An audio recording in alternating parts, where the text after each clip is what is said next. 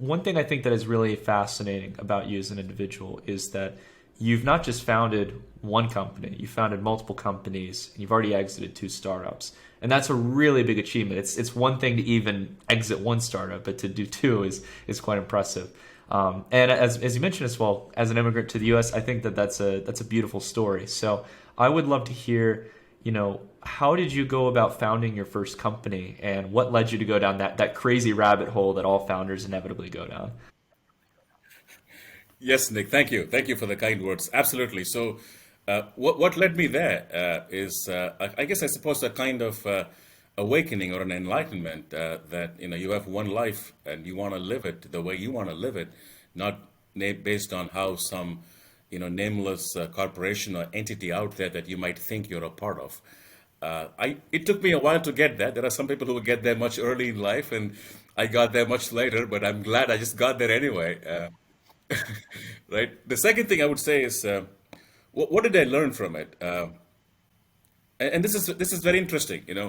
I've come to the conclusion, and I want to share this. Hopefully, people can benefit from this. There are only two things that you do all the time, Nick. One, you are building something. Two, you are selling something. And this is true for startups you are building, or a project you're working on, or even yourself as an individual. As an individual, you're building your skill set, you're enhancing your skill set, or you're selling yourself. And so I want to just share this as a lesson personally, which is, if you're not building or if you're not selling, you're wasting your time. And that was the acute lesson for me in building projects, building startups, and like you said, leading to exits. Is anything in between is an absolute waste of time, in my humble opinion. Yeah. So on that point, John, if I get what you're saying correctly, and I don't mean to pigeonhole the point and stuff or anything, but I found a lot of founders who come to this realization as well, where they want to do, for example, maybe even like a good sounding thing like a charity initiative, right? You want to like, start up like something that does something maybe small, or like, for example, it might be nonprofit. It could be just something kind of like it's. I think the problem that people run into is that there's a lot of things that might feel right, but at the end of the day, with something like a startup or a company, you can scale out, and increase productivity. You can scale out medical technologies that save thousands of lives of people you never get to meet. Is that kind of the point you're getting at and stuff? Is that with something that where you're able to turn it into a profitable business model, that's where you can really start to impact the world? Correct me if I'm wrong.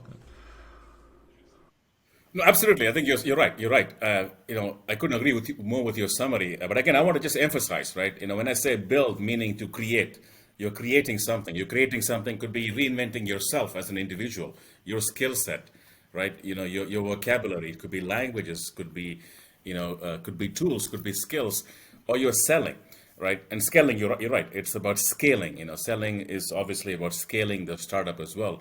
And what I mean by this, and I'm going to be a little bit of, if you may, politically incorrect. So much of the space in between is just wasted, with respect to like HR and legal and finance and compliance. And, those are all just taxes you have to pay. And people often get confused between the taxes they have to pay and truly what they are creating and the value add. And for me, that's what I mean by saying you're either building or selling. And if you're not doing either of them, you're just wasting your time.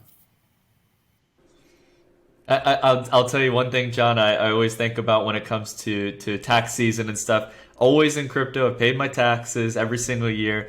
And the thing I always like to joke about, just to make myself feel a bit more sane, is there's nobody who wants tax reform less than tax attorneys. So, I mean, if it wasn't so complex, they'd probably be out of a job. So, You're right. And this goes back to our earlier point, right? Which is, complexity thrives in centralized systems. People thrive in that complexity, right? And if you take it away, people get lost, right? That's the challenge we face in sort of rebuilding this infrastructure, is this massive shift of people who thrive in the corruption and the complexity. absolutely.